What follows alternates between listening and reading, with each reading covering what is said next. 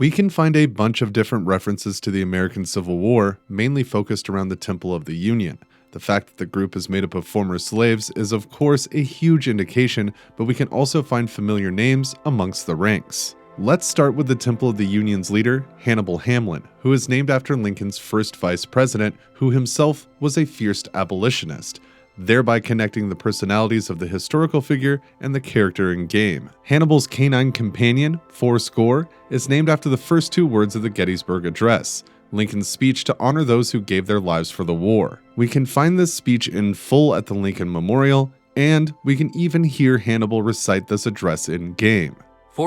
7 years ago, our fathers brought forth on this continent a new nation, conceived in liberty and dedicated to the proposition that all men are created equal. Now we are engaged in a great civil war, testing whether that nation or any nation so conceived and so dedicated can long endure. We are met on a great battlefield of that war. We have come to dedicate a portion of that field as a final resting place for those who here gave their lives that this nation might live. It is altogether fitting and proper that we should do this.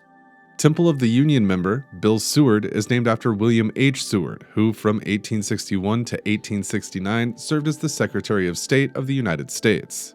Also Caleb Smith, who shares his name with Lincoln's Secretary of the Interior, and Simone Cameron, whose name is based off Simon Cameron, his Secretary of War. This group isn't the only time we see this name game, as Leroy Walker at the Lincoln Memorial shares his name with Leroy Pope Walker, who was the first Confederate States Secretary of War and also started the Civil War itself by firing on Fort Sumter. So it seems the Capitol Preservation Society isn't the only place we can learn about past politics and history, even though we can find further references here, such as a copy of the Gettysburg Address present in the museum.